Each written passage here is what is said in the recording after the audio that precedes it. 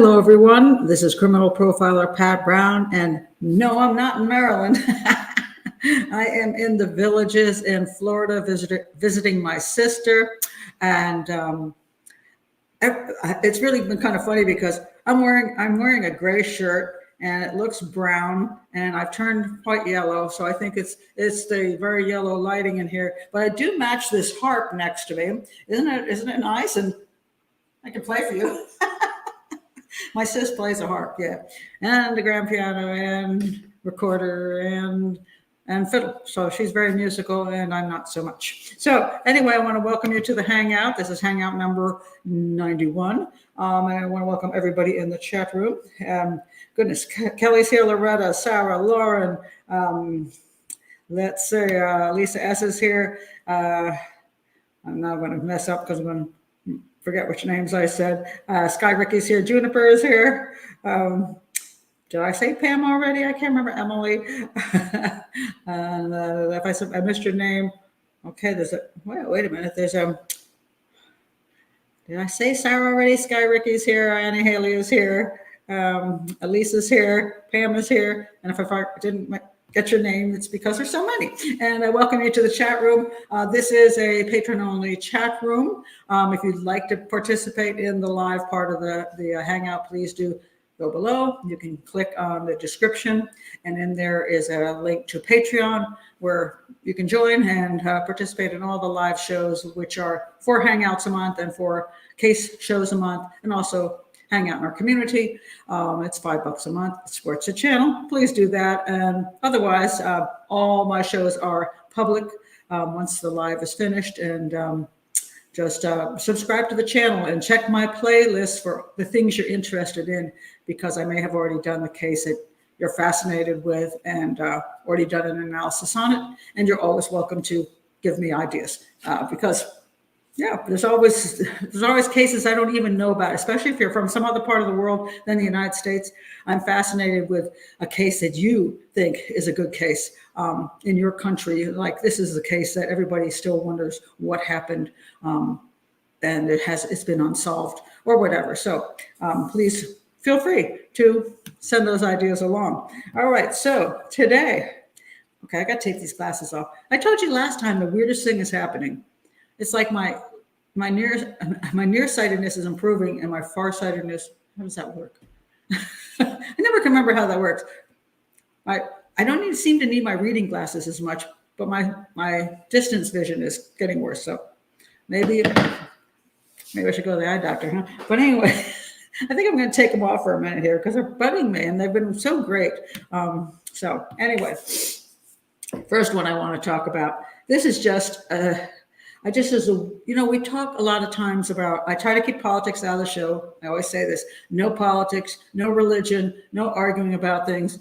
Focus on the things I'm talking about, and let's keep our conversations civil. And I rarely want to get involved in a lot of these police cases where people have all these viewpoints on the police are being aren't doing their duties properly. But sometimes it's true, because in every profession you have people who you wish you didn't hire, and that get through somehow, and they're there. And so there are doctors for example, doctors who have done some pretty wrong things, shall we say. We have nurses who've killed their patients. We've had teachers who've had sex with their students, and we have some police officers who go and do things that are not what they're supposed to be doing as an officer of the law. But so there's always, this is correct. There's always one. Now I can't see. Now I can't see these as well. Hold on a second. So I don't know what's going on here. It's weird. So this one just struck me as the craziest thing. 95-year-old Australian woman dies after police shoot her with a stun gun. Officer faces charges. Now, it says here, a 95-year-old Australian woman has died a week after a police officer shot her with a stun gun in a nursing home as she moved toward him using a walker and carrying a steak knife. I'm like, how fast could she be moving? I mean, really, I can't even fathom this one, because many times people don't understand that the police do have to shoot at someone who is charging them with a knife, because you'd be surprised if you have a strong man, a young person, and they're moving towards you with a knife, they can get there before you get a chance to pull out your weapon or do anything about it. And so when you say drop the weapon and that guy comes towards you with the knife, or even a female with a knife, you can get severely injured. And so that's why sometimes they get shot. But the woman's 95, she's got a walker and a steak knife. I'm like,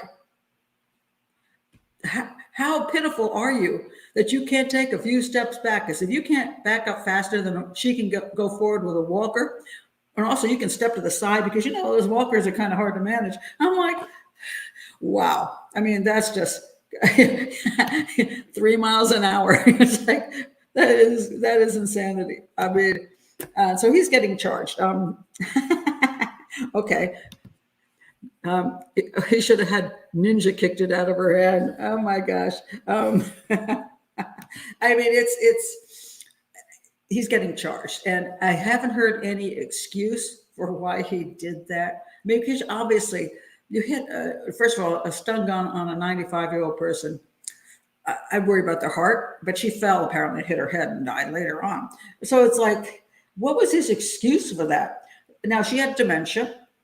The staff reported that she had taken a serrated steak knife from the kitchen, and she could be a danger to other people. And that's more of a likely problem, that she could stab another resident.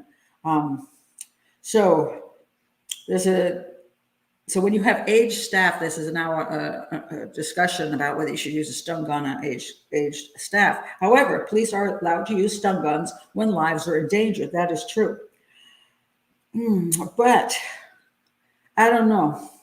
You better have a good excuse. I mean, it depends. If she was in a long hallway and she's coming at just the police officer, no other patients, he's got no reason to do that. Now, if she's threatening other patients and can, within a second, stab another patient, okay. But I haven't seen that yet. So I'm curious to see what the investigation comes up with. But it does say officer faces charges. Now, what does that mean? Okay, this may be the medium. Facing charges could mean that he could be charged, or do they mean he is charged? Let me look again to see if they charged him.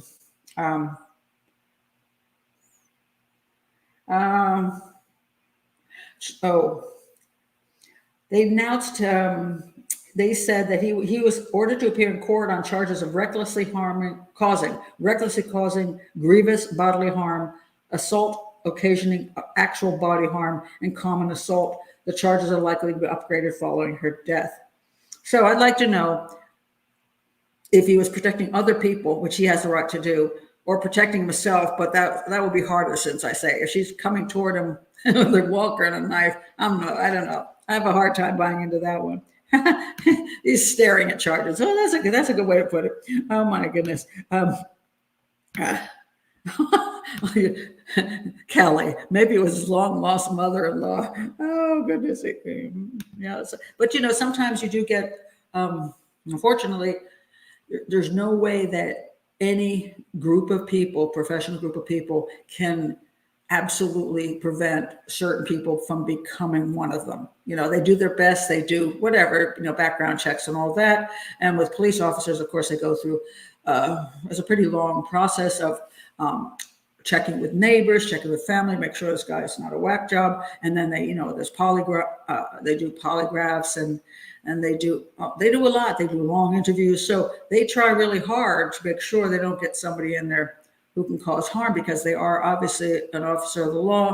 They're carrying weapons, and people have to obey them. So you don't want somebody in there with a major issue. But every profession also gets a certain kind of person that tends to join that profession. So you have those little people on the edge, which always can cause a problem. All right. So anyway, I just saw that one and I thought, oh my God, that's first time I've heard of that kind of 95 years old. I don't know. I have problems with that. All right, another one I want to mention, because this happened just recently, is that a young man drove a U-Haul truck into a barrier near the White House, and he came out had a Nazi flag, and so. And again, I don't want to go politics in this, but it's just I want to talk about the issue of not politics in this, because you're going to see why in a minute. He was called a white supremacist, and and because he had the Nazi flag, and he's saying, "Yeah, I like Hitler." Okay, so I don't want to kill the president, which is concerning. But then they showed a picture of him, and then everybody went, "What?" So, and this I just found kind of fascinating. This is the guy. His name is Sai Varshith Kandula. All right. Now, if you look at this guy, it doesn't look like the image people thought he was going to be. And he's not. I mean, clearly that's not what people thought. He is 19 years old. He has a green card to stay in the United States with his family. He's from South India. And he's from an area of South India called Andhra Pradesh. Fairly south, and most of the people in that area are fairly dark skinned.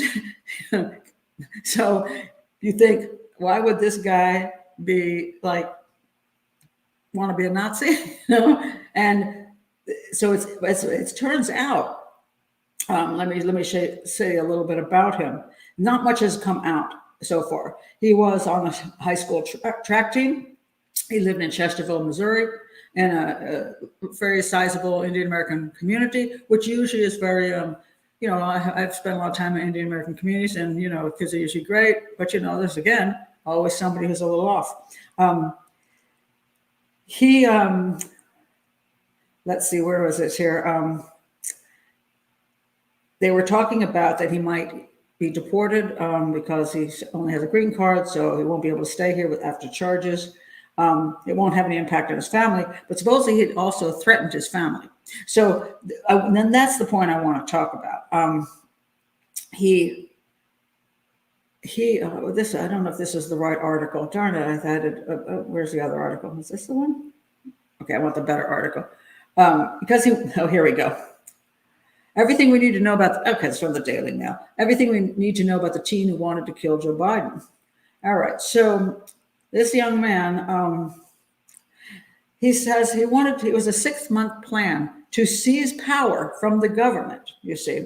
And what he was going to do was, so last second we find it, he was an admirer. He brought along his Nazi flag, was an admirer of Nazis' great history, as well as their authoritarian nature, their eugenics, which is kind of funny, and their one world order. And he decided he was going to take over. You say he was going to take over the country. Now, clearly, this guy's not right in the mind. Okay,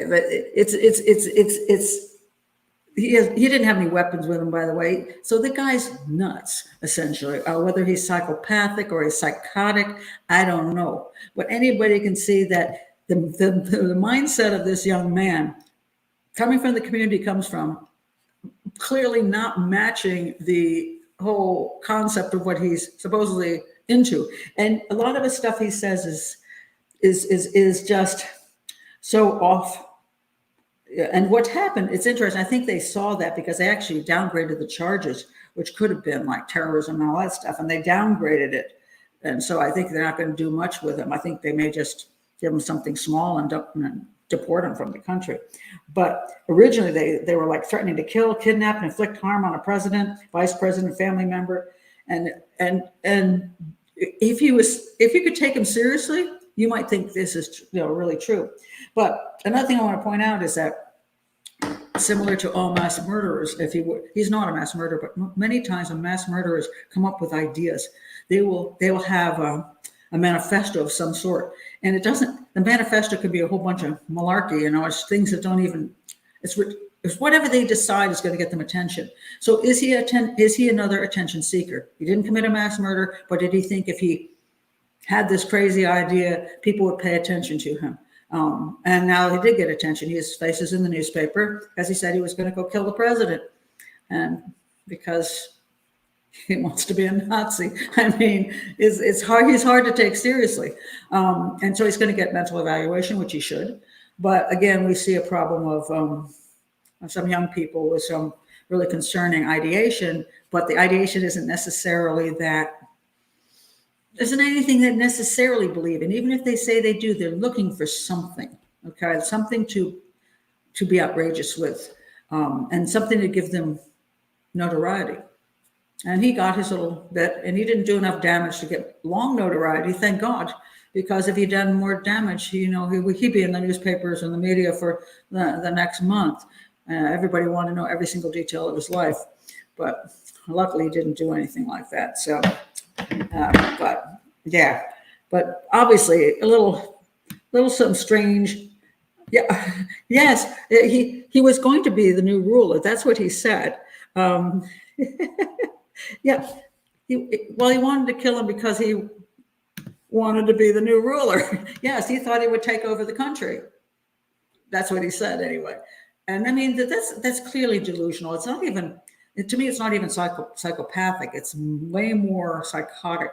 So I'd be curious to see if he's been raving, because he's supposedly threatened his family as well. So is he just gone off on some say the things he's saying just don't match the community he's in, nor his looks, nor anything. It's just so weird. So sometimes people just have problems, and it's not a matter of, it isn't always terrorism, and the mass murder isn't mass murder. If he becomes one, he's not necessarily racist. He's not necessarily anti this or anti that.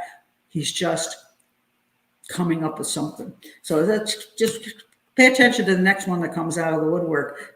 They say all kinds of strange things. So, yeah. Disconnected from, well, he clearly disconnected from reality. That's yeah, and that's quite a big plan. Yeah, it's a way too much of a plan to make any sense at all. And so, but he did, he flew to the area, to DC area, and he rented a U-Haul, and then he went over there and just smashed it up. So maybe he just wants his family to pay attention.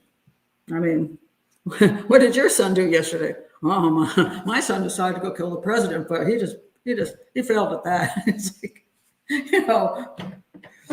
I feel sorry for the family. I don't know what's going on with this guy, but yeah, but I guess he'll be deported back to India, and maybe he'll be better off there. Maybe he'll get some help, and then it'll be interesting. I wonder what will happen to him. But I don't know that he was a true danger. He was just not altogether home. Oh, you missed the part about the U-Haul? No, that's a good question.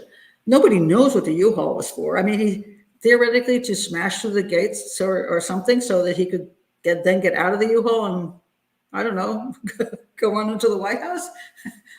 I don't think he had a plan that was much of a plan. So, yeah. Hard to say, really. I mean, he didn't have, I don't think he had this half-baked plan, let's put it that way.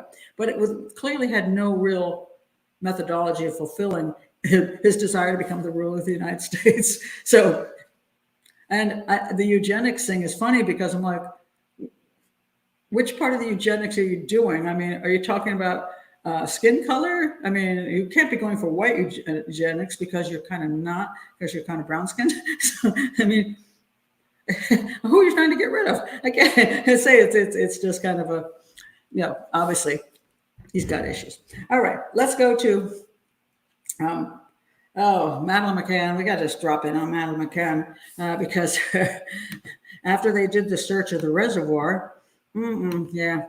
There's Madeleine, and there's Brueckner, Christian Brueckner, and they went to search the reservoir in Portugal. They spent 72 hours and came up with pretty much nothing, which pretty much we all expected. And the reason they went to the reservoir is because supposedly there were photos of him being in that area and really liking it.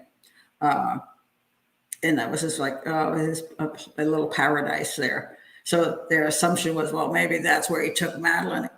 mind you, if you want to know more about the Madeleine McCann case and you don't know, please do check out my Madeleine McCann video. And also you can check out, on the left, you'll see Gonzalo Amaral. He was a detective on the case. He wrote The Truth of the Lie, which is available, I believe, in English online. And then my book, Profile of the Disappearance of Madeleine McCann, you can get any place but Amazon. So Smashwords, Barnes & Noble, Kobo, Apple, but on Amazon. And neither Gonzalo and I believe there was an abduction. So we don't think Christian Brueckner did anything with Madeleine McCann. But I'm not saying the police can't do due diligence. And if the Germans think he's the guy that took Madeleine, well, okay. But the prosecutor, Walters, I mean, he's been saying a whole bunch of stuff for the last couple of years that he's had to backtrack on. So I don't think he's got any evidence at all. I don't think he has a shred of evidence. And he was hoping, well, if we dig up this area of the reservoir and do a little bit of diving, we'll come up with Madeleine's pajamas. If we can't find her body, we'll come with her pajamas. Is that the concept? Is that enough to arrest the guy? Because other people have been to that reservoir too. So now, anyway, the reservoir thing is over. I don't think they found anything. So what are they doing now? All right, so let me find this one. Yes, the newest articles, police to search 2 more places related to the suspect. Oh, where are they going this time? Okay, I said they're going to go dig behind the Lidl that he likes, that he goes grocery shopping at. Why not? Why not? Could be there too. Okay, so they're going to go look. Let's see. The search, it says here, the search for Madeleine McCann's body on Portuguese soil continues unabated. Unabated. Okay. They are, this is according to the latest information from somebody, a new tip-off. They keep getting these tips. I don't know. Okay. Now the new tip-off has alerted the German authorities to request a search of a picnic area near a lake in Silves, Portugal, a location where Christian Brueckner. Oh no, that was the. Wait a minute, let me think. That should be. I'm getting confused now. Wait a minute.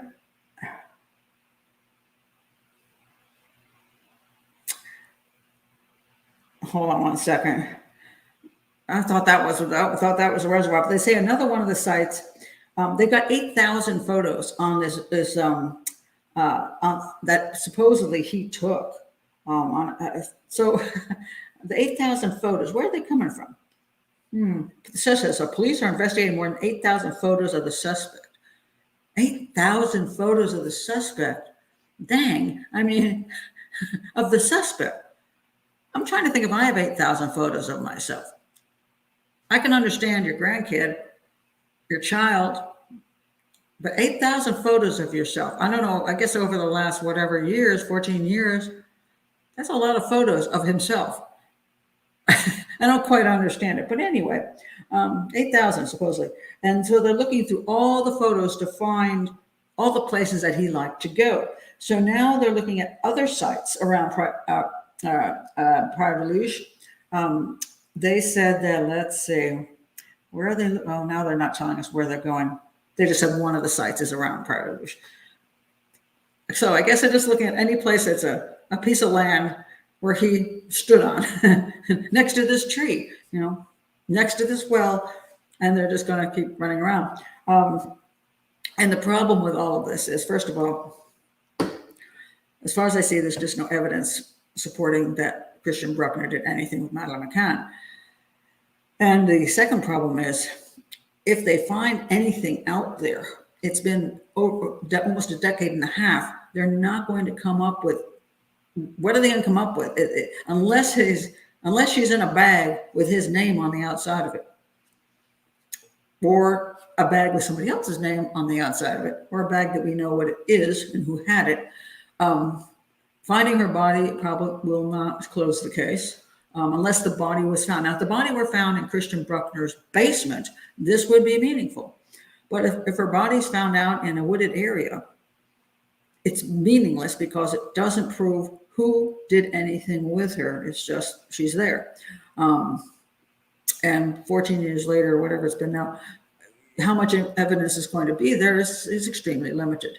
So I don't know what the German prosecutor keeps trying to do, but he keeps running around in circles and he keeps claiming things and getting tips of this and that and coming up empty-handed. So, I'm not sure what his game is, but it's more money spent. More money spent. Let's see.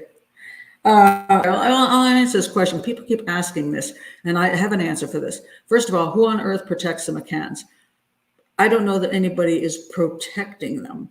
I believe that it's more a case of a whole lot of groups of people, which can be the media, it can be the government, that are a lot of other issues going on besides the McCanns or around the McCanns, shall I say, that they're protecting their own butts, whether it be the country or whether it be the media is protecting something. It can be all kinds of things. It isn't necessarily the McCanns themselves. They were not charged with neglect, in my opinion, and this happens in the U.S. as well, that when a parent loses a child, and I put loses quotes around that, the child may have been kidnapped. The child is found dead and maybe there was neglect prior to that moment in time. Baby Lisa, for example, her mother was drunk and the child disappeared. Whether somebody came in and took the child or the mother did something to the child and then they removed the child from the house to hide that. In the Baby Lisa case, Baby Lisa Irwin, do you charge? Now the mother's sitting there crying on television, my child, somebody took my child. Do you then charge her for being drunk and not paying attention? Neglect. And the same thing with the McCanns. People say the loss of the child is enough punishment.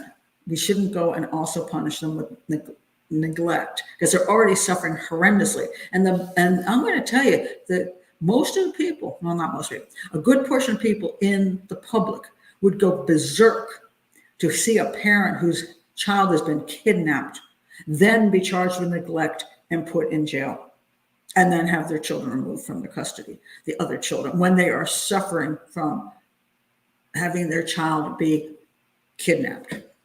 So under those circumstances, rarely do the police charge a parent with that because they're like, either if the child has really been kidnapped, they feel bad doing it. It seems like a ridiculous extra punishment to put on them. And if the child, and it's just, again, public perception. So a lot of things happen in this case for the reason why the McCanns weren't charged with neglect and why the media is so careful of ever saying anything about them anymore that's negative because they've already been sued and they've already dealt with that.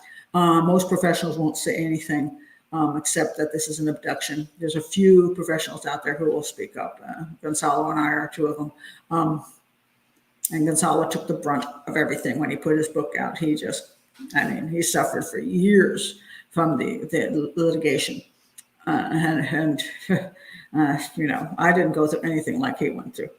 So as far as the doctor issue, you're saying here that in many cultures, I'm looking for the previous comment about doctors being beyond reproach. That probably, I would say, because also they did have good jobs. They were respected back in the UK for, as you point out, for being doctors. Doctors do a long-term of study and to become doctors, and then they provide care for our health needs. And it's harder to be have an attitude toward them than it might be somebody who has, let's say, a lesser profession, or maybe no profession, or maybe has other things going for them that people would look down on them. So yeah, that does have an effect. Well, yeah, this is true. They wanted to drink their wine without bothering to get a childminder, and their kid died. Yeah. Again, I can't support anybody leaving 3 toddlers unattended and a vacation flat without an adult there. because anything can happen. The child can wake up and be fearful, go search for mom, be crying. They could have a stomach ache, and yeah, you might show up when you do your rounds to come back. But to me, that's not how you care for a child at that age. And in many countries, it's illegal to leave those children alone. Did it in the U.S., I'd be charged with neglect. You can't leave 3 toddlers alone and go down the street.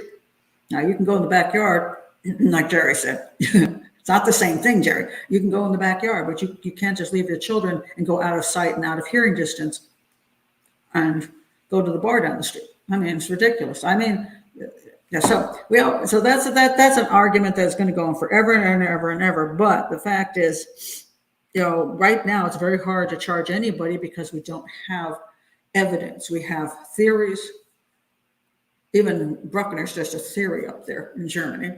Other people have had theories, and certainly the theories that mine and Gonzalo's that there was no abduction, but we have no proof because Gonzalo's the investigation was stopped essentially, and he wasn't able to continue when the McCanns left the country, and so the investigation should have been able to be pursued properly in Portugal, but they got all the issues that came down. And as I say, it's a whole long story. Read the books. All right, but I thought that was interesting. And then I want to point out this other one. This is what'll happen. This is what goes out in the newspapers sometimes. This is in the Sun. Of course, the Sun. How much love do I have for the Sun? And this article is written by Jane Moore, who says, "Spare a thought for Madeleine McCann's parents today and pray you never walk in their shoes." Well, one, if you don't leave your children alone without adult supervision, you may not be walking in those shoes.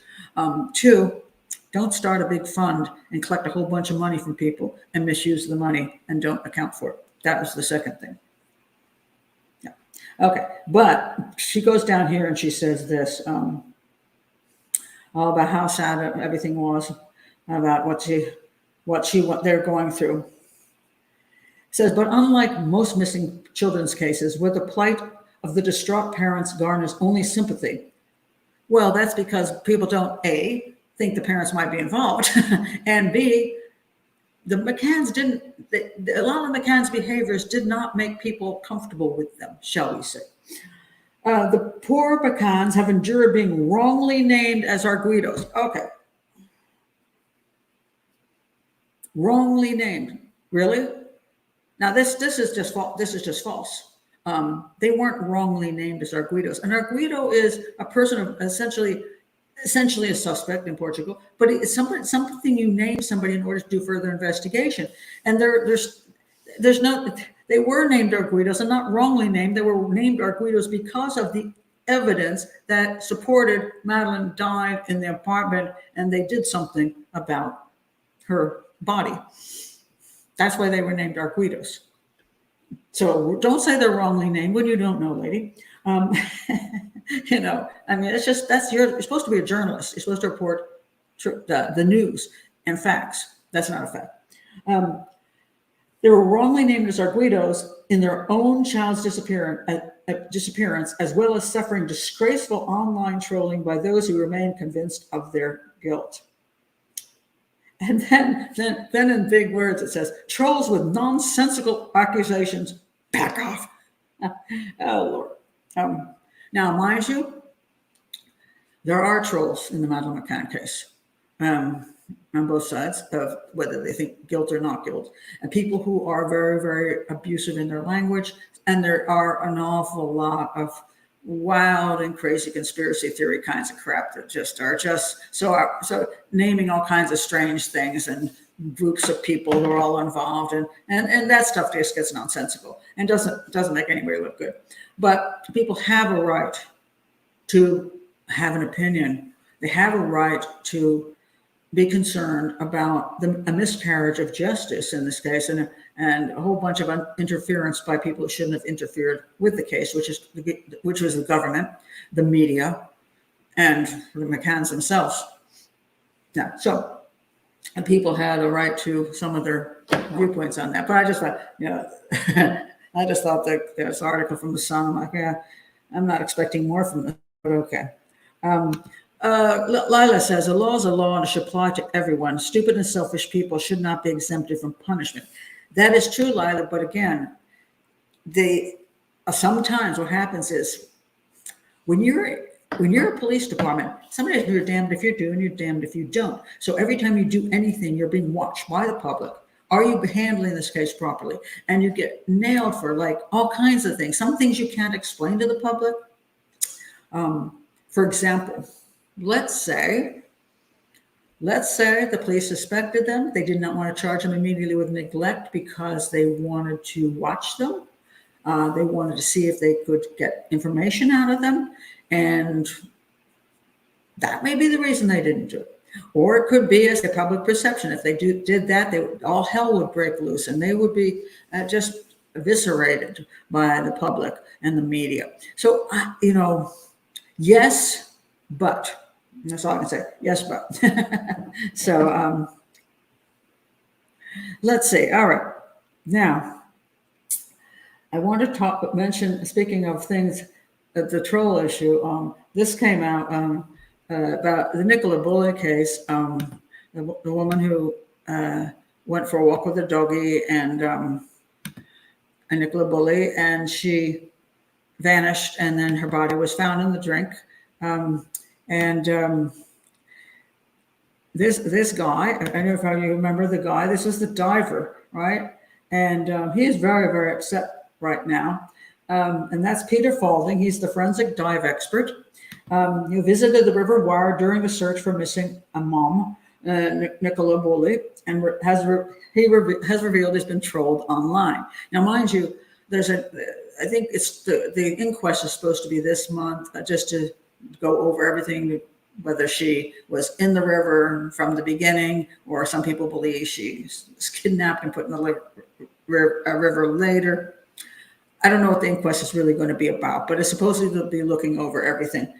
And now, so what Peter Faulding, when he did his dive, he didn't find her in the river, and he spoke up. Unfortunately, he said a lot. He said more than he should have said in his position, and so he started coming up with his own theories about what happened to her and his commentary about the police. So anyway, he didn't come off well. And then when they found her body, he's like, "Oh, we didn't miss that." He got very offended. But anyway, the headline is Nicola Bulley dive expert fumes, vile trolls said I couldn't find a hooker in a brothel. And I just had to laugh. And then this a guy writes in the comments, he couldn't find a nipple in a bucket of knockers. And I just had to laugh because, and he's very, very, very upset about this. And as I pointed out last week, I was called an old trout. And so, I get insulted all the time. And my favorite one was the person who sent me a picture of a slug, and then they put my head on it, So, you have to have a sense of humor in the public eye. He's not taking it terribly well. He says, he's very upset. He says that, let's see, where is it? He said, I was sickened by these trolls, and I don't normally get trolled. And these vile individuals just online. I'm broad-shouldered. I don't care, Well, actually, you do. I really don't care. Actually, you do. But these idiots we're abusing you, saying I couldn't find a hooker in a brothel and stuff like that. So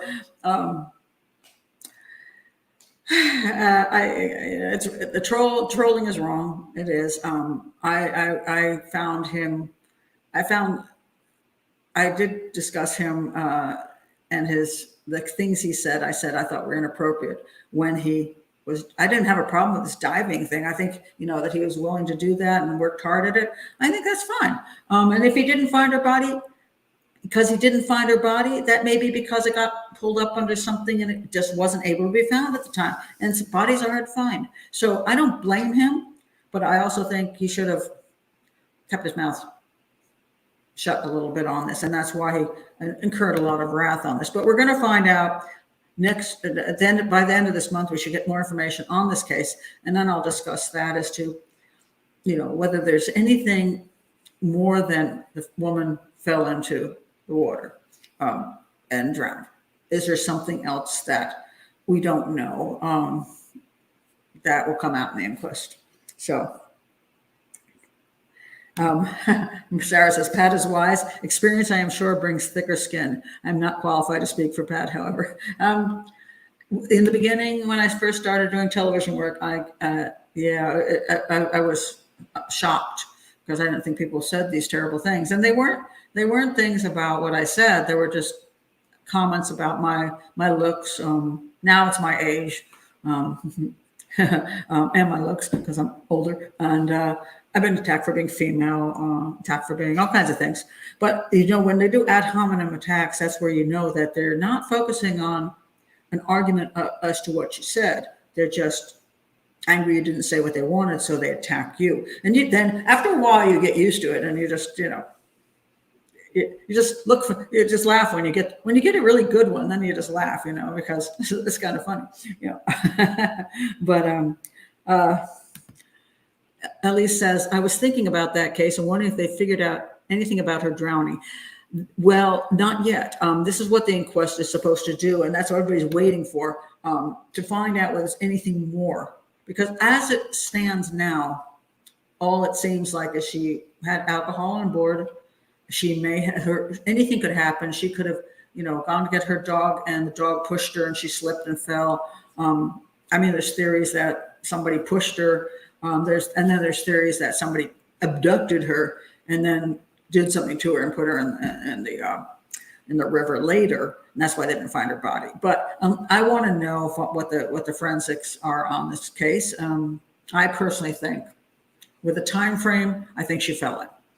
I think probably she, lost her balance, dog pushed her, she went, whatever. I think that's all that happened.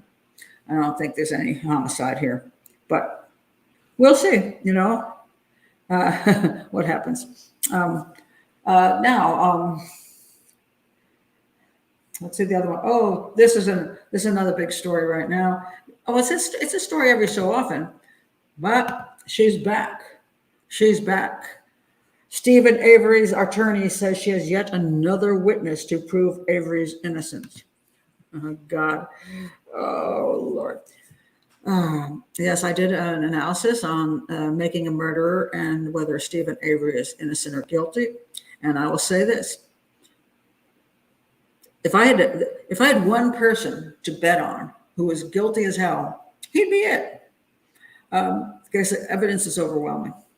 And yet their Netflix manager put out, and his lawyer, she's very, very good in the sense of, in my opinion, she doesn't have too much ethics, but Zellner, it's Kathleen Zellner.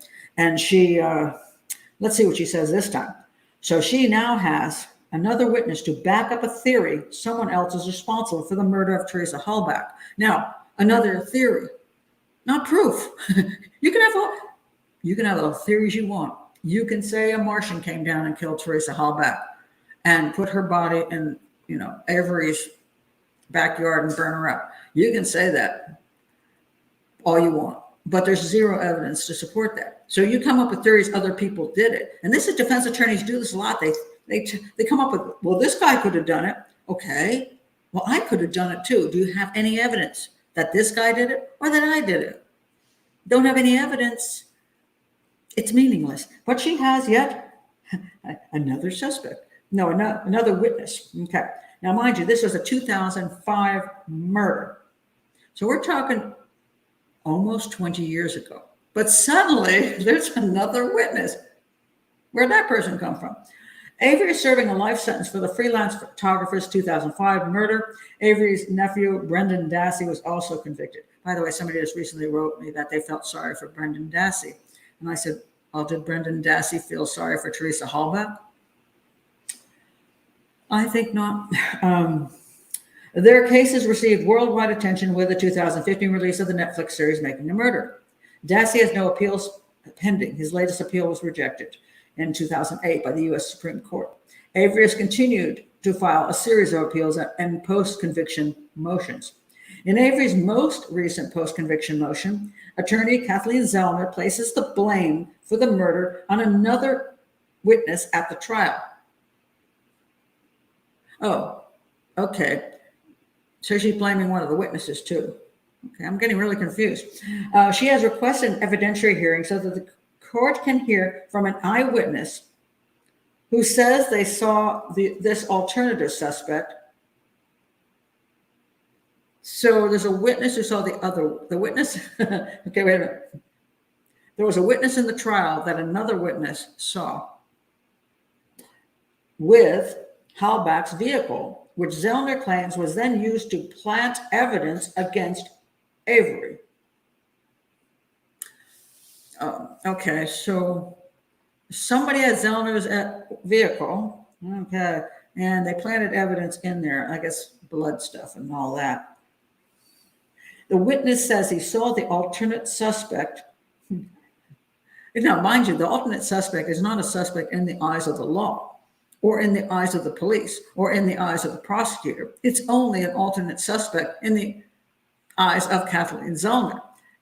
Yeah, she's making up the suspect. It's not really a suspect. It's just a person. Let's see. This alternative suspect was driving Halbach's vehicle days after her disappearance. The witness claims he told a Brown County detective about his information in 2006 or 2007, but was ignored, and he told a relative about it in 2017 and 2018. Okay, so the claim is, and this is always happens. Sorry, what the heck? My hair is going crazy here. It's bugging me when I'm looking at it. I'm like, I have to admit, I was just from the swimming pool. So, so this person claims he told a police detective this information. If his name isn't in the record, then there's no way to prove that he actually told the police detective anything. And he claims he told, and he told a relative about this in 2017 or 2018. Now, the problem with the old relative thing, or I told a friend, when you get the defense attorney slithering around, and I do mean slithering, they will get people to find other people to then say, oh, yeah, he told me that in 2017, when he never ever told them that in 2017. But if you can find somebody willing to say that, then, oh, see, he's not making it up now, because he told somebody a number of years ago, and that person says so. But if it's a relative who's helping out, or who knows how these things happen in the world of defense attorneys. But so she's trying for all kinds of little shenanigans that she plays. Oh my God. But Steven Avery, what a guilty dude that is. And I'm just so sick of hearing this Zellner woman just keep going. And you can be an ethical defense attorney, but she doesn't have a problem with just straight up lying, in my opinion. And when I say lying, from what I see, there's information that has been said to, like in Making a Murder on Netflix, to me is just not accurate. It's not backed by evidence or supported by facts. Now, okay, maybe I can say she's not actually lying. She's telling her truth. She's speaking her truth. Maybe that's the way we say it these days. All right. Well, I think Pat deserves a glass of wine at this point in the show. Well, all I've got water. I'm in a teetotaling house, so you're having an aperitif. That would be nice. Oh yes. Oh Lord. Yeah. Well, that's an interesting point. Lawyers as a profession have a high rate of psychopathy. Well, I think one of the difficulties with the legal profession is that there's a requirement in many ways to, the point is to win the case, not to necessarily speak the truth.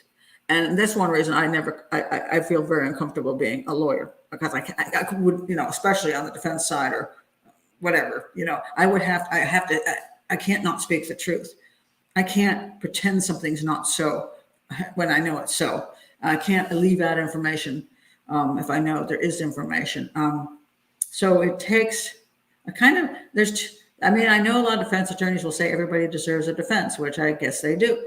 But in the way we do it in this country, I think a lot of the defense attorneys have to go that extra mile, or maybe 500, to get their clients off, to get them to be found not guilty. So it's not a matter of presenting evidence on behalf of your client who is innocent, or you believe is innocent, and presenting evidence. It's about mucking up the waters. It's about throwing out alternative suspects. It's about attacking people. It's about confusing the jury. There's a whole bunch of things going on that have nothing, in my opinion, to do with to be giving a proper defense for your client. But that's what it's become, where instead of a proper defense, it's become the best defense you can possibly do. And if that means doing anything you can to get your client off, then that's what you're supposed to do. So I think it's a kind of a, yeah, I can't even imagine trying to do that. So, but again, that doesn't mean all lawyers and all attorneys are people that are psychopaths and bend rules and don't tell the truth, because I know some good attorneys. So it's like, again, it's sometimes a profession, certain aspects of the profession draw in certain kinds of people. And that's true for the police force. It's true for education. It's true for every profession. So, and sometimes we need people to lean a little, like let's say, for example, firefighting. Man, that's a tough job. That's scary as heck. You know, I mean, you got to run into burning buildings and into smoke where you can't see anything. You have got to have certain kind of thinking to do that. But then you find a few, once in a while, you have firefighters, a firebug. You know, it's like, he's an arsonist. Why? Because he likes fire. Yeah. So you got those problems there. Oh, that's actually an old joke, Lila. I have a friend whose brother is a defense attorney. He asked his brother once, "Don't you worry that some of your clients may be guilty?" He laughed and responded, "Some, they're all guilty." And the truth of the matter is the majority of them are, because that's why they got arrested. And, you know, that's why they're going to trial. Majority are guilty. Otherwise, the prosecution they probably wouldn't want to take them to trial if they didn't have, you know, reasonable case. And most of the time it's pretty obvious. And a lot of defense attorneys just go through the motions because they know the guy's guilty and there's not much they can present because the evidence is right there. So they go in and go, they do their stuff that they got to do. And then the guy gets found guilty and they go, okay, and they walk away. And in that case, I kind of understand it. As long as they're just presenting the proper evidence, anything that would support their clients. Well, see, that's where it gets tough. You know your client's guilty and there is no evidence. A lot of times just tell them, take a plea deal, dude. You know, but it's fraught with a whole bunch of stuff, the whole system. Let's see, I wanted to bring up, where is it? Okay, hold on a second. Oh, I got to bring her up before. I got a couple more longer things I want to talk about. But I've got to bring up Delvey first. She's back. That woman is back again. Anna Delvey. God, is she? And I told y'all she was not going to go away. Because Anna Delvey, after the Netflix thing on Anna, the whole show on the fraud, she's a fraudster. And she's one heck of a psychopath, and she's a con artist, and she defrauds people, and she lies, and she manipulates, and she got away with it for a long time. Then she got nailed, finally, and now she's on house arrest in New York, and she's been having a delightful time while she's on house arrest. She is. So it says here, Anna Delvey, the fake heiress who was the inspiration behind Shonda Rhimes' Netflix series, Inventing Anna, is getting into the podcast business. By the way, I did do a show on that. I did actually enjoy Inventing Anna, only because it was so true. I was watching it and I'm just like, yep. Oh my God, that's the way it works. And so I thought it was really well done. And a lot of people didn't like it, but for some odd reason, maybe because actually get it. And I'm not like appalled. I mean, I'm appalled by what I see, but I'm not appalled by the fact it was presented. I don't know how to explain it, but yeah, I enjoyed it. Okay. And I don't enjoy most of those kind of things, so I was surprised. Delvey, who is currently under house arrest after being convicted of a series of crimes, including attempted grand larceny, is launching a weekly podcast series, The Anna Delvey Show. She has teamed up with Audio Up, the company behind the Playboy interview and Sean Glass reunion audio on the project. So whoever you are, Audio Up, no ethics. No ethics. The woman is a criminal. She's a scammer. You're giving her a show. I think it's revolting. So Audio Up, don't like you. The series will feature guests including Julia Cummings, Whitney Cummings, Julia Fox, Jeremy Harris, I don't even know who these people are, Emily Ratajkowski, I don't know, and Kenny Schachter. I don't know who the heck any of those people are, but I don't like any of you either, because you shouldn't be on our show. So, yeah, and then there's a trailer, which I don't, yeah, okay. It's going to be recorded from Delvey's East Village apartment, given that she's on house arrest. Delvey and her guests will discuss, get this, traditional concepts of right and wrong. I guess Anna Delvey's not very traditional, you see. Oh, God. While unpacking what it means to be a rule breaker in 2023. No, Anna, you break the law. You don't break rules. You break the law. There's a big difference between the two of them. You're a criminal, straight up criminal. Delvey will also use the podcast to debut her first single featuring original words and lyrics by her and produced by Audio Up. CEO Jared Gutstad, who previously ran the Jingle Punks and wrote other blah, blah, blah, blah, blah, blah. Oh, so, yeah, I don't like you either. It disgusts me when you know a person is a criminal and she's a con artist that you would give her that. I mean, it's one thing if she gets her own platform, like you just no way to prevent it kind of thing, but you are supporting her. And that I think is absolutely wrong. And she says, this is the first time I'll have my own platform to share my personal views, which we shouldn't care about, on the public's fascination with my life story in conversation with guests across multiple industries, including business, media, entertainment, art, and more. I'm interested in examining how rule breaking can build you up as well as tear you down. Oh yeah, because you broke the law like a son of a gun. You defrauded people, and you got a Netflix series made about you, and now you're becoming a celebrity. Yeah, you're right. It does work out, doesn't it? At least in the U.S. They should have kicked you out of the country. I don't even know why you're here. So anyway, yes. Mm-hmm. And I wouldn't be surprised once she gets that little thing off her foot that she's, starts running around in Beverly Hills and being invited to all the stuff. Sometimes when I say criminals win, she won. She won. She did something wrong, and she's getting a great benefit out of being a criminal. Just, it's appalling. So let me see what you have to say about her.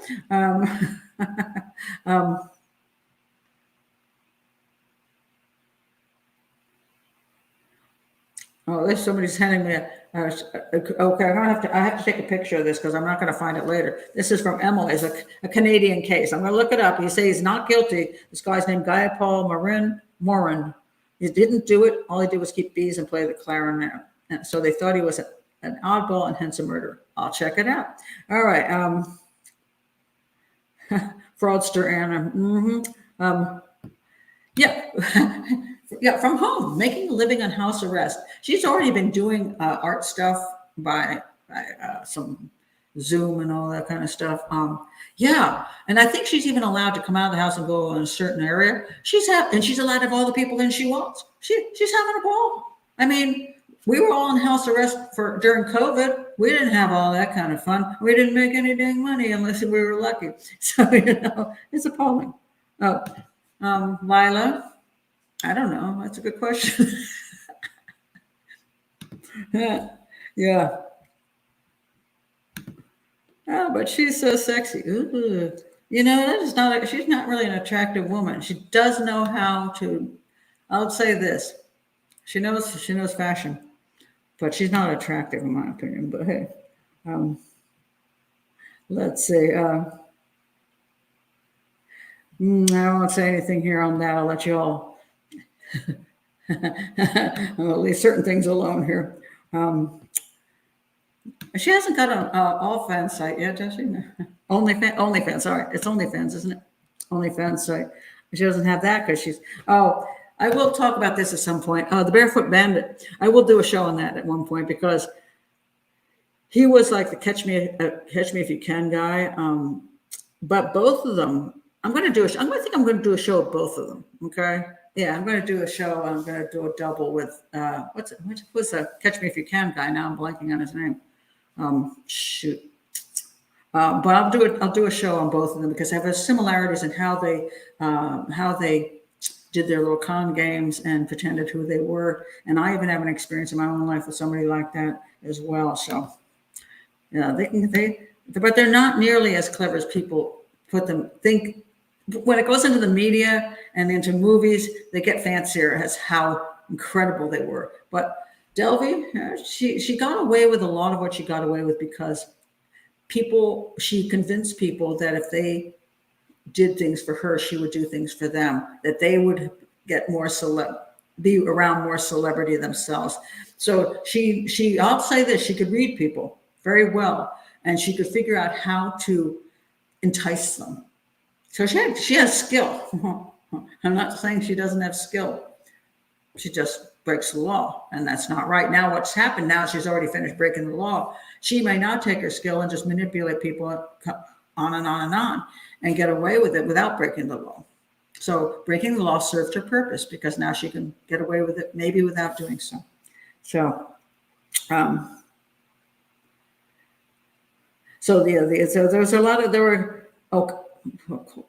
Colton Harris Moore, that was a Barefoot Bandit. No, I forgot Abagnale. Yeah, Frank Abagnale, thank you. So there's certain levels of claims, like I don't believe the part about him flying and landing planes. There's a little bit, Frank Abagnale has been way over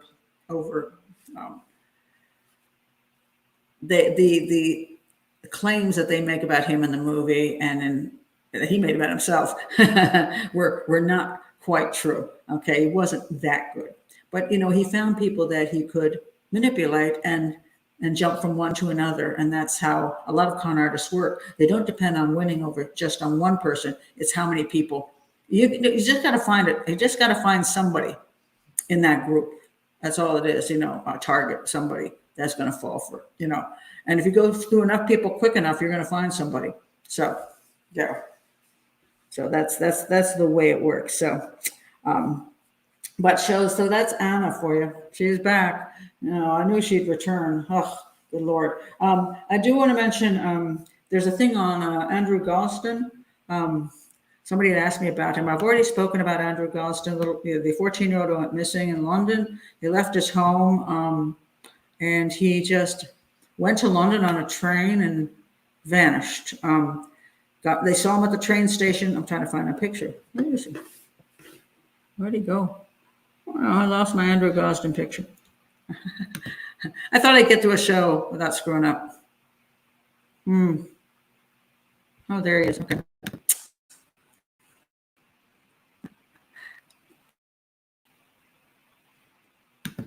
Andrew Gosden. Okay, so he was like 14 when he disappeared. Went into London, took about 200 pounds. I'm not sure. Let me look at here. And he vanished. Let's see. Disappeared in 2007. He was 14 and his last seen getting off a train in London after leaving his home, and then was never seen again.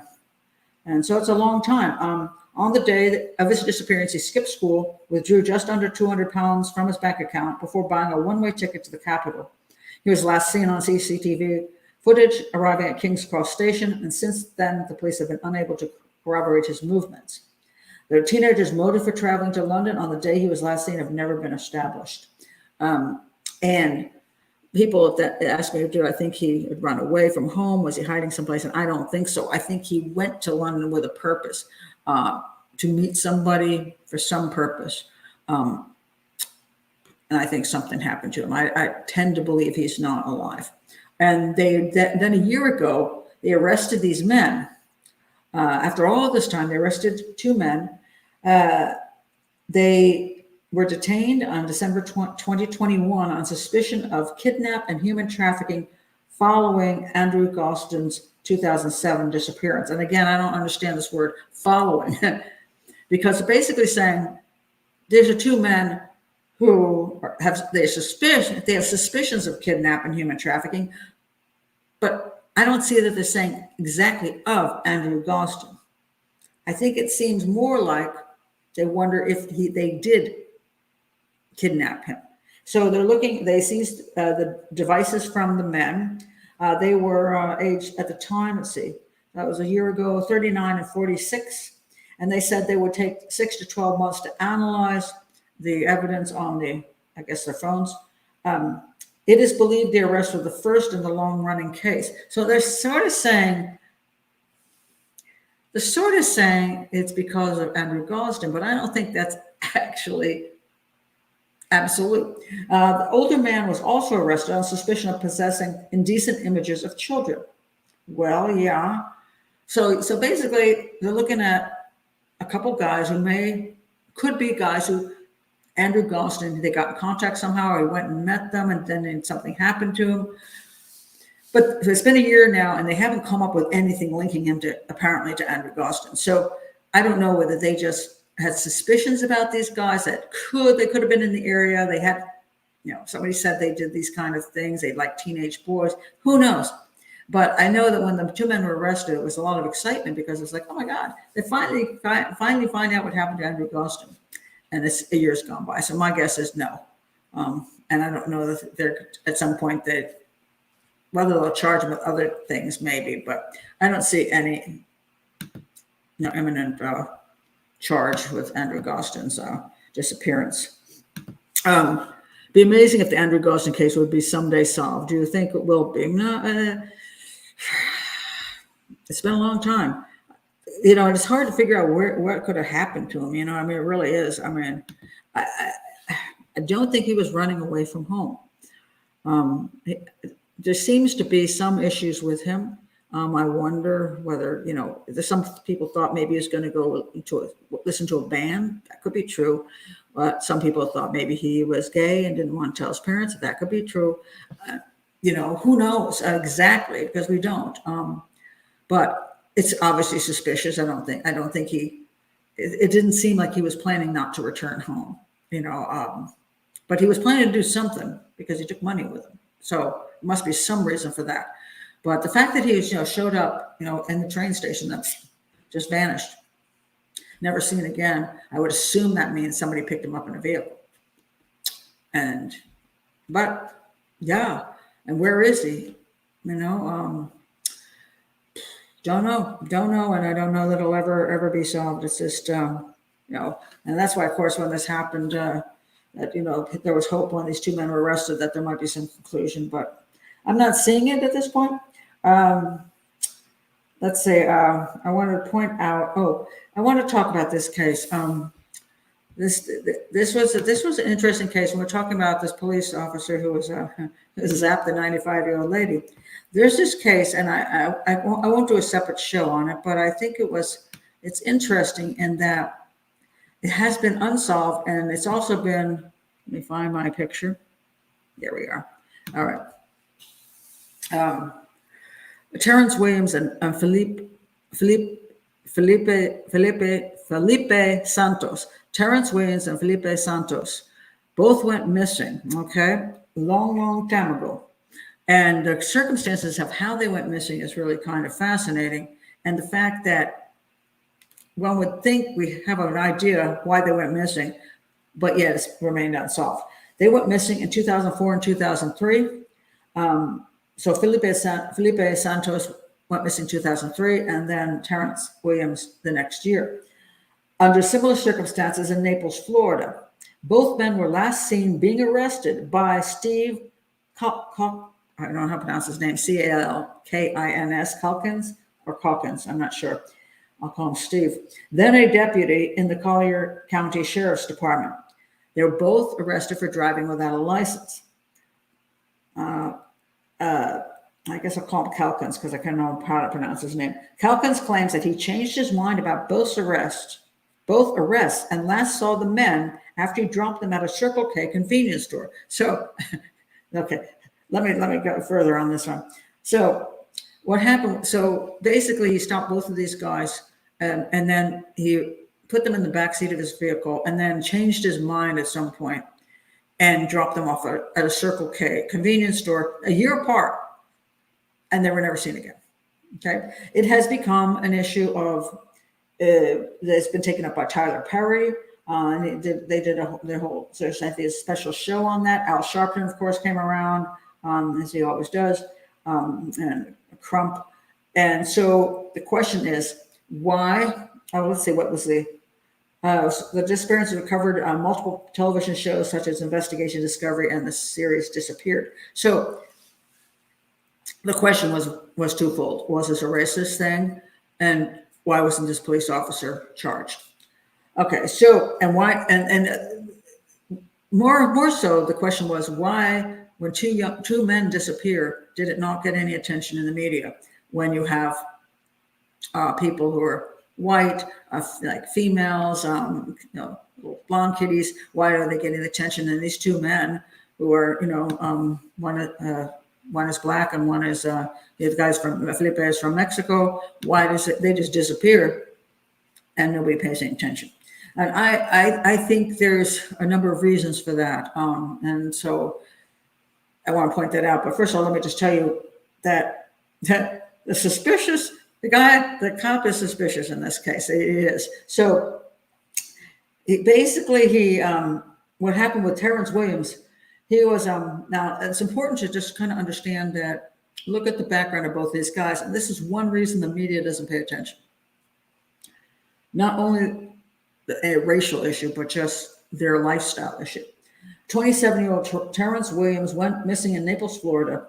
He was a native of Chattanooga, Tennessee, and the father of 4 children. He had recently moved to Florida to be near his mother, which means that he's not with the 4 children.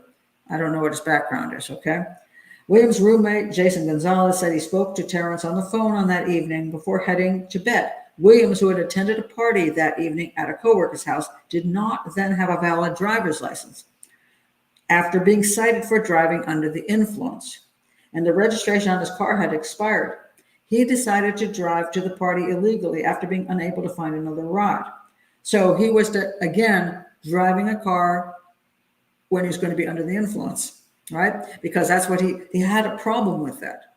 And I just want to point out that one of the reasons that when he goes missing, that the media pays less attention is because some of the lifestyle issues, along with possibly a race issue that I don't want to get in politics here, but also because he's a guy who has trouble, has alcohol issues, and drove illegally, and also, so he's not your pristine, shall we say, pristine media darling.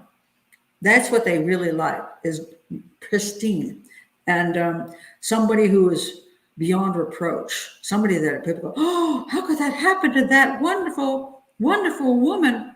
Now she's a teacher. She's a kindergarten teacher. Not, oh, how could that happen to the guy while he was drinking and breaking the law, and he had some issues. It's not immediate, darling. So I just want to point that out. But he does become can be a easier target, because when unfortunately you're out there doing things that are not the healthiest things, sometimes then you become victimized. All right. So anyway, he disappeared. What happened was that the deputy did not file an incident report, and he didn't make an arrest. So here he stops this guy, mind you. They had witnesses that saw him pull Williams over, ask him for identification, which he didn't have.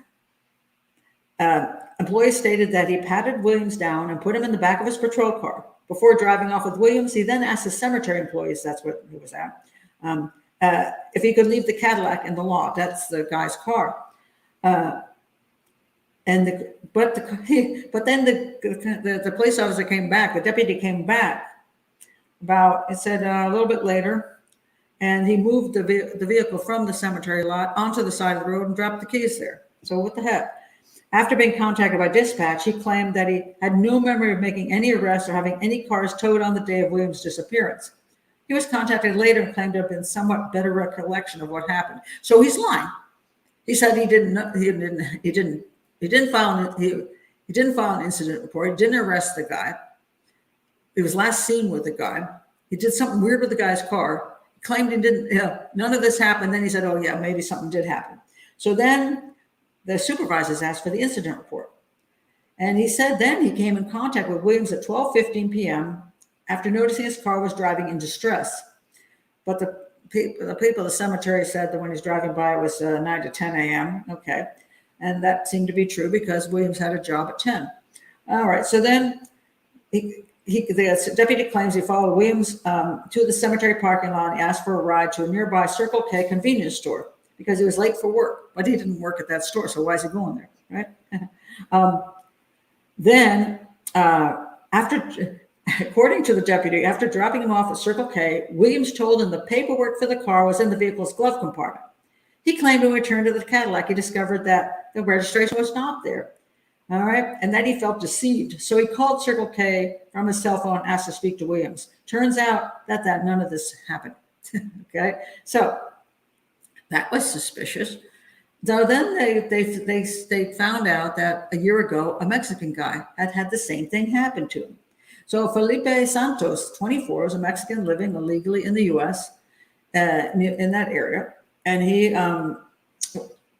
was last seen on October 14th at about 6:30 a.m. He was driving to work with his two brothers when he was involved in a minor car accident. And the deputy cited Santos for reckless driving and driving without a license or insurance and placed him in his patrol car. And then he drove away with Santos. Later that day, Santos's boss contacted the county jail to post bail and was discovered that he was never booked, never brought to the jail. And the deputy claimed that he changed his mind after the arrest, about the arrest, because Santos was polite and cooperative, so he left him at a Circle K and drove off. Okay, so in other words, there's a whole bunch of stuff here. This guy is clearly not telling the truth. There was further investigation, also by the FBI, to try to figure out what happened to these guys. Now, the deputy lost his job. He took 3 polygraph tests, one inconclusive, one was fine, he was honest, and another one included deception. So all 3 were different. So the main person of interest in this case, so the 2 missing guys, is the deputy, right? And so the Florida Department of Law Enforcement and the FBI were called to work on the case. They did all kinds of stuff. They did covert placement of a GPS device on his vehicle. They did forensics investigations, cadaver dogs, and they never found the 2 men. They also investigated his home because he left Florida. The deputy Calkins left Florida. So they searched his home and his land and never found any human remains. So that's where it stood. So it's one of these problems where could both of these men have wandered off on their own? Well, in theory, one fled back to Mexico. But so one of the theories was actually that they left of their own accord because they had trouble with the law. Santos was undocumented and Williams had a warrant related to unpaid child support. So they both ran off after they got to the Circle K. It's like, and then of course you've got the other problem, which is that something happened to him because this deputy, he's lying. He's lying about a whole bunch of stuff. Why would he do something? So apparently it said to one of his friends he was sick of these guys, driving around with no licenses and all this crap. He was sick of them. Okay. So does it look like he's involved with what happened to these men? The answer to that is yes. I would find it hard to believe these 2 ran off on their own when his 2 stories about what happened with both these guys are very deceptive, conflicting, and so similar as far as how it happened. So do I think he probably did something to them? The answer to that is yes. The problem is they haven't found evidence. And this is where everything guys gets screwed up. So are the police protecting their own? It doesn't seem that way. It seems like they're trying to find evidence to put the guy away, but they couldn't find the evidence. They found no bodies. How can they prove the guy killed them when there's no bodies? And no, that's it. I mean, the story sucks, but but you can't arrest somebody for murder based on stories that you think are fishy. Fishy is not probable cause. Fishy is a good reason to be looking at the guy, but that's not a way. You can't win that in court. Is there any proof that he killed these guys? No. So I don't necessarily think that he was protected in that sense.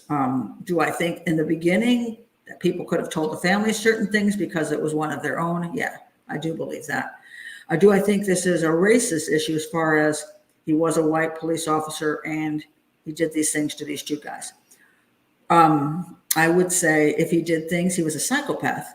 And psychopaths find people that they can control, that they feel they have a moral, because they don't have any morals, but moral right to do something to if they feel like it makes them. That, remember, things for psychopaths are power and control. So that he wants to get his thrill out of taking care of these two guys because they're always driving around without their licenses.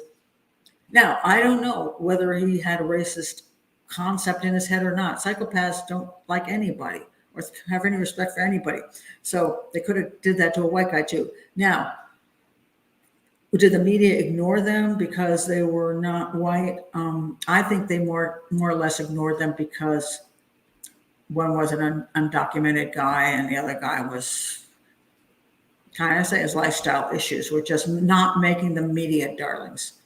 And at that point in time, the families weren't fighting to say they didn't have a really great way. They just weren't able to fight well enough at that time. Now what happens later is now people are fighting for the families, saying these guys clearly something happened to them and they should get more attention. So they are getting more attention. So sometimes you need people to fight. I mean, if you're trying to make a point, and sometimes you can achieve that and sometimes you can't. Depends on who you know and what interest people take. There are people who said to me, well, why, for example, I'm doing the Cleopatra thing on my book. Well, let me put it this way. When I did the Cleopatra documentary for Discovery Channel back in 2004, there are people who said, Pat, your ideas are really great. If you wrote a book, people would really pay attention to your view of history. So I wrote a book. Guess what? Not that many people paid attention to it because I didn't have a huge publisher. I didn't have I don't have great connections to like the New York Times and the Washington Post and all these things in that world. And so I didn't get great, reviews. I got, a few, but not enough. And then people say, well, the television people, you should tell the television people, get your series done about the show. Well, I had some interest in that, and then a revolution came and the producers trashed that show and nobody came back. I can't force people to be interested. I'd like them to be, but you can't just call a producer and go, hey, I want you to be interested. But, families of murder victims or missing people, they try, but who do they contact? How do they contact people? It's not that easy. And you can write all the emails you want to all the big shows, and a lot of times emails are never even seen. Or they get tossed with the other hundreds of emails. You can't make people do things.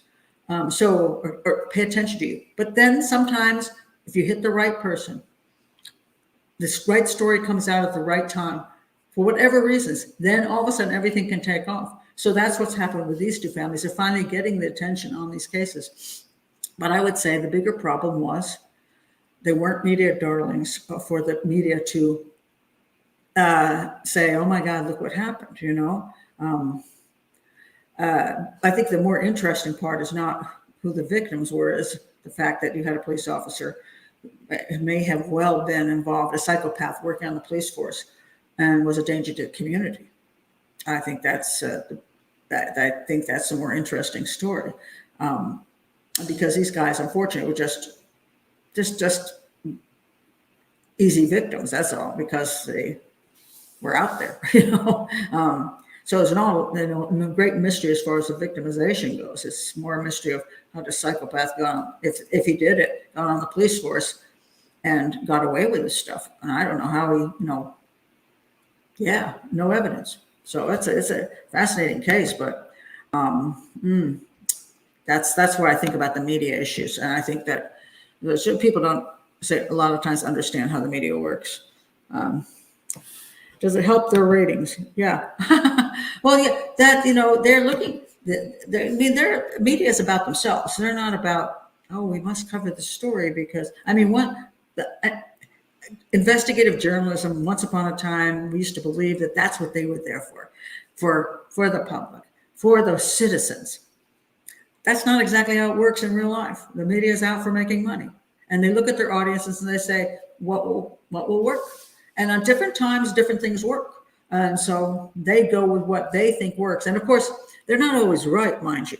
I always think of the story, the issue with the Harry Potter books, on how the author, she sent that book out to how many publishers, I don't know. And a lot of them turned it down because they didn't like it. They didn't think it would sell. And I personally don't like the Harry Potter books. I don't. If I was a publisher, I'd go, yeah, I would have tossed it. And I would have kicked myself a whole bunch of times later on when I found out that I just threw away the biggest book in decades for children. But I would have been wrong, because I would have read the public wrong. And so many did, and they did not take up the Harry Potter books. And then somebody finally said, I think this could sell. And they were right. So the media often decides what stories they think are popular at the time, how much the audience is going to like a particular story. And if it has that glamour thing to it, or something that they think will strike a chord, they're going to go with that first. And then they're going to put the other ones up. Oh, okay, no. And sometimes when you get groups of people behind things, like in the case of if a victim is a black person, a person of color, then they have the NAACP comes out and the Crump comes out, and I would say all kinds of people come out from organizations, and then they have a groundswell of support for this being something that you should pay attention to. And then the media goes, okay, now that all these people are yelling, sure, we'll do a show on that. But before, they weren't interested because they didn't think anybody else was interested. That's the way the media works. So, I wonder what happened to them. Well, sorry. Where was that? I wonder where I was looking for that. Hold on a second.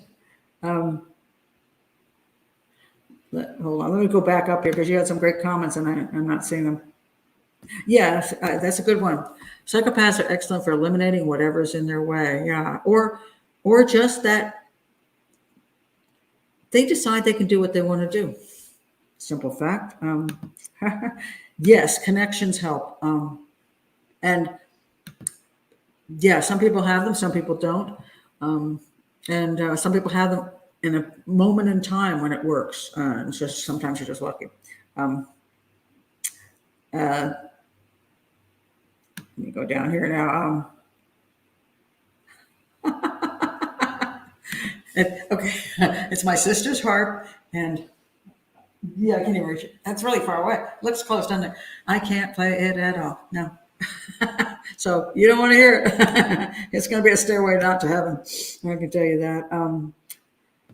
Okay, Elizabeth Smart. That's a great example. Elizabeth Smart, when she disappeared, that was a media darling, because she came from such a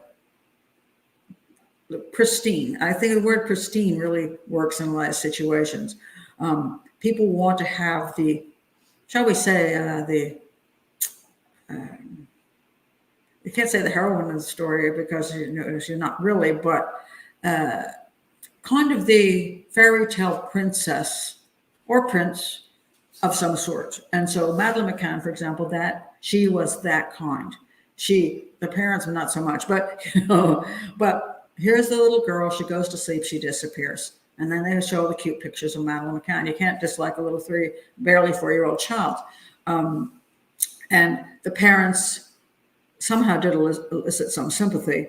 But then sometimes what you'll have is a child that goes missing from a home that isn't as, the family isn't as lovable, shall we say.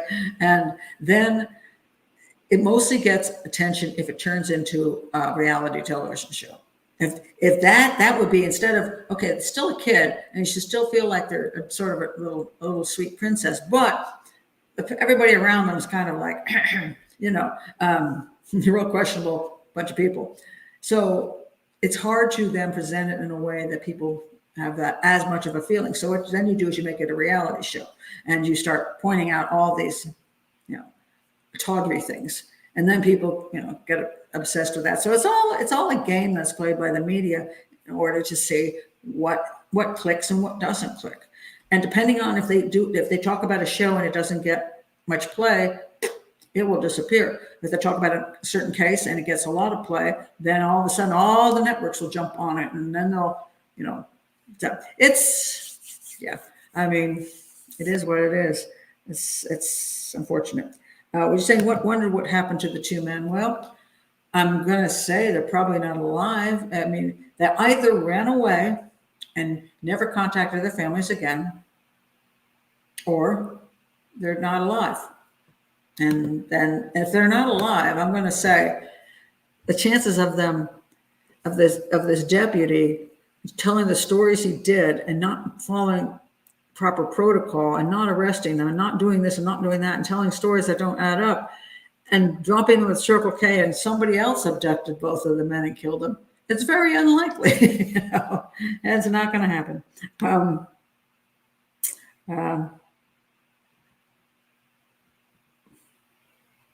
Let's see. God,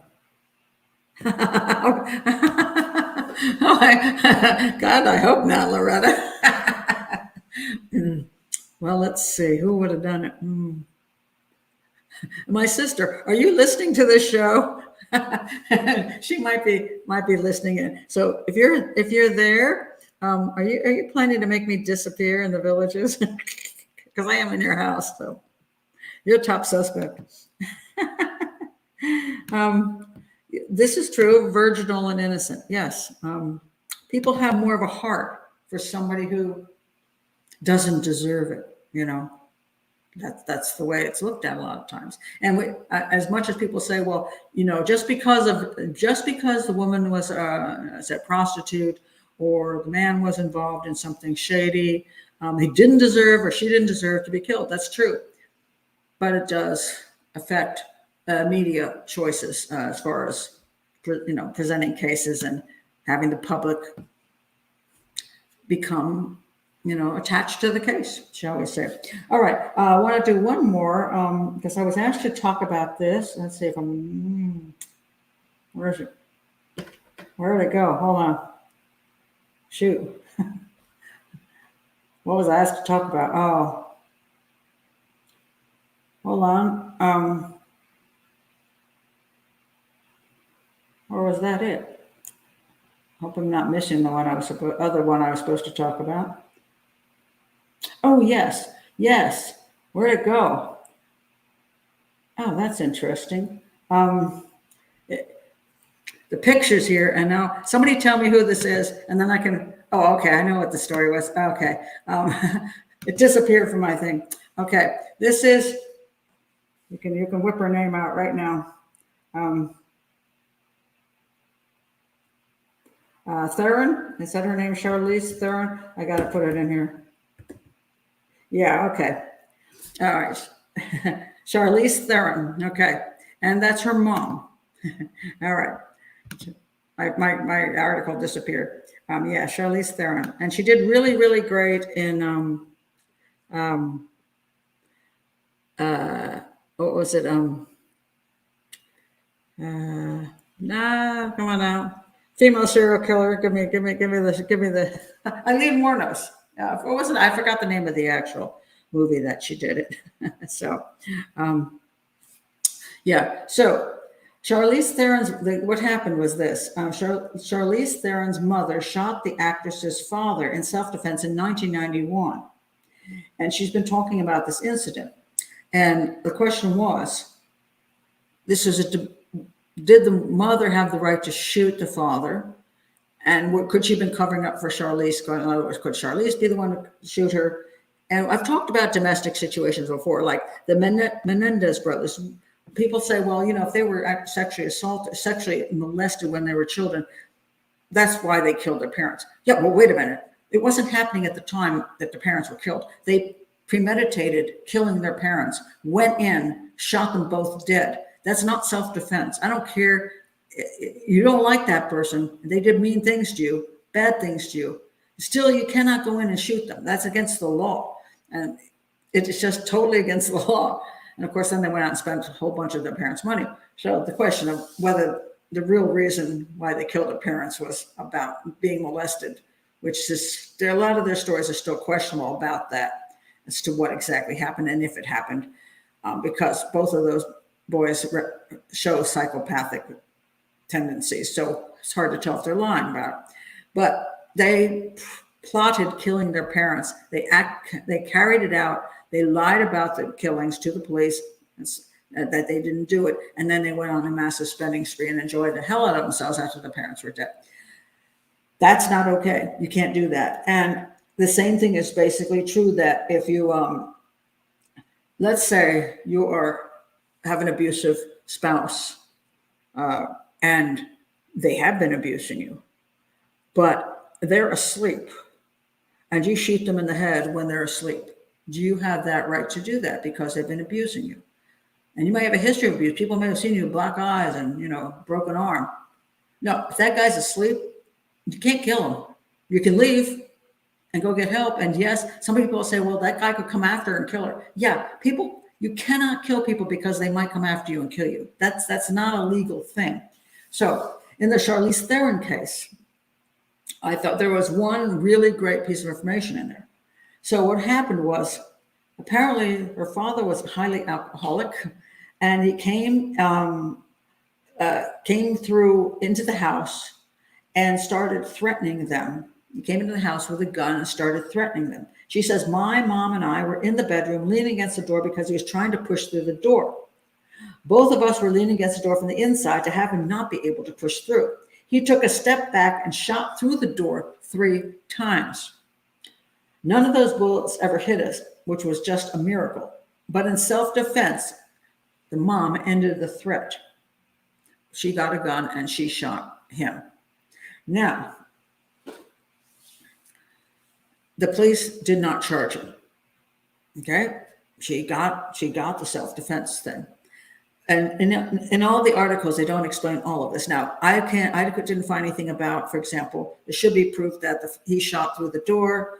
And I don't quite know whether she shot through the door back or she, whatever. But what's interesting about the case, and one of the reasons I think that she didn't get charged, was, first of all, the husband's brother was there. He saw the whole thing. So I'm going to say, if the husband's brother didn't say, hey, he was not a danger to Charlize and her mom, he's my brother, he's just talking loud, he wasn't a danger to anybody. I'm going to say, if the brother didn't come down on those two and try to blame them for losing his brother, they shot his brother, I'm going to say he's like, yeah, he had it coming. I'm going to say that's what he said. So were they shooting? Did the mom shoot in self-defense? Absolutely, 100%. At that point in time, they had a dangerous person who had exhibited a lot of violence in the past. And under these conditions, the state he was in, if he had already been shooting through the door, first of all, he was trying to break in through the door. They clearly did not want him in there because they felt he was not safe to be around. Then he shoots through the door. That is, I don't know whether he was shooting to kill them, or whether he was shooting, I don't know if he shot high to scare them. I don't know if he was so drunk he didn't know what he was doing, but he shot through the door, which endangered their lives, could have killed them. And she had every right to take a gun out and put him down and make sure that he could not harm them. And since the brother was there and seemed to go along with this was a self-defense thing, I'm going to say that's what it is. Do I think Charlize was a shooter? instead of the mom now. I think the mom absolutely took care of business. That to me is a legitimate self-defense, and there's nothing wrong with that. When a man comes into a house and starts attacking his own family and threatening them and shoots at them, I'm going to say, you got what's coming to you. So she was, I think, 14 or 15 years old at the time. Yeah, if he's shooting, oh, wait a minute. If he's shooting, it's pretty threatening. Yeah, that would be true.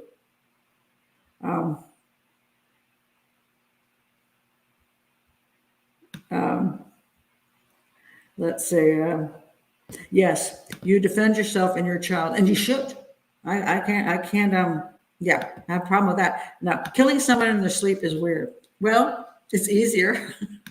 So that's the truth. I mean, let's face it. If somebody's been beating you and you can get hold of a weapon, maybe his weapon, for example, let's say you're female and you're married to a guy who has been assaulting you, and he drinks something and he goes to sleep. You're like, finally, if I can get that gun out, I can take care of you. Yeah, it's easier because he's sleeping. He's, you don't have to worry about him catching, getting your hand and taking the gun from you and killing you with it. He's asleep. Yeah, but do you have the right to do that? The answer to that is no, because you're at that moment in time not in danger. Now, there have been claims that, well, I'm in danger because I was even afraid to leave the house, that he would hear me leave and he'd come out and get me. And there are times when there are women who feel, maybe, I don't know, men too, who feel they cannot leave the residence, that they are threatened. If you walk out that door, I will kill you. But it's unfortunate. I mean, I have to say these things are terribly unfortunate. The law does not support you just to say, well, he threatened me with that, therefore I killed him because that was the only way I could walk out the door. I mean, you can try it in a court of law, and people have. And sometimes people have gotten off, but I will say that it's a tricky one. It really is tricky that you can say that that's what the person said, and I felt that I had no option. But it's not self-defense per se. It's a theoretical self-defense. It's tricky. But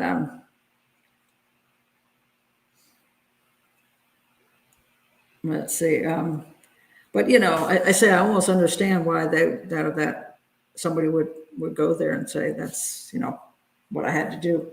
Oh, I want to point out one other thing.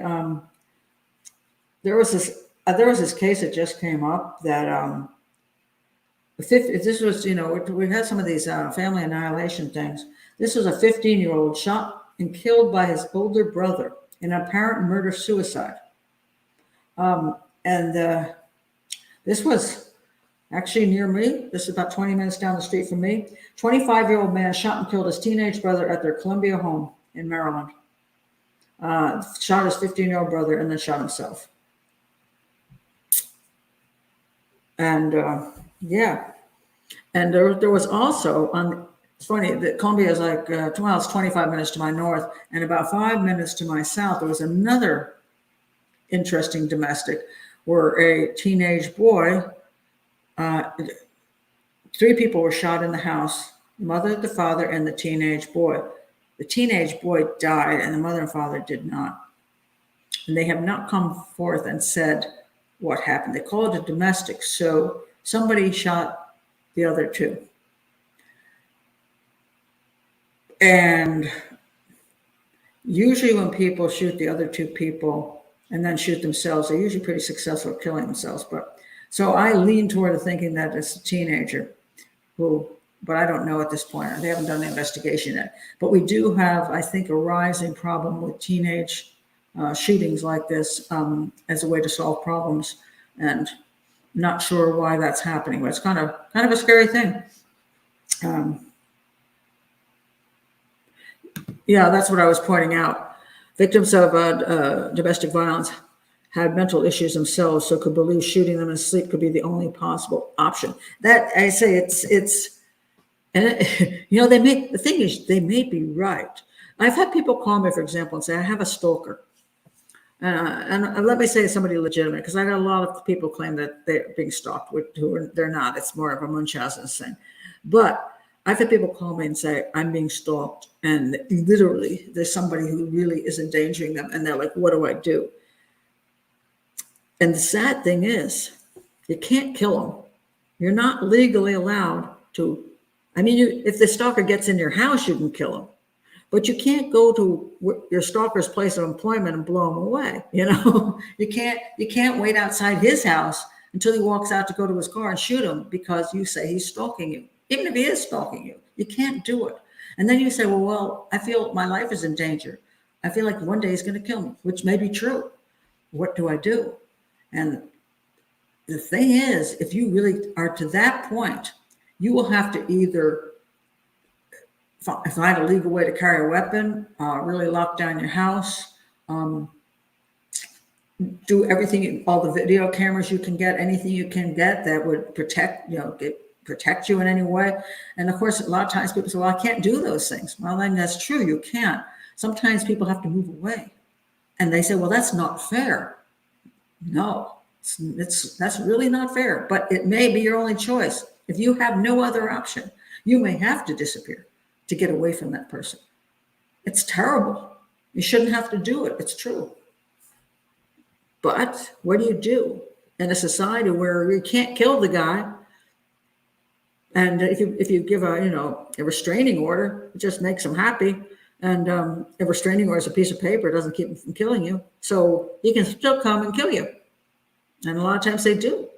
So what do you do when you think that person's going to kill you? The ex-boyfriend says, I'm not going to let you be with anybody else. I'm going to kill you. That kind of thing. What do you do? And unfortunately, once you get into one of those situations, you may not be able to get out of it very easily. And when I say get into the situation, maybe you got married, you dated a person that turned out to be a psychopath or whatever, or you caught somebody's attention. I say get into, I just mean some unfortunate circumstance that led you into this situation where now you're the victim. There's not always a good answer to this kind of thing. And, yeah, it sucks. It really sucks.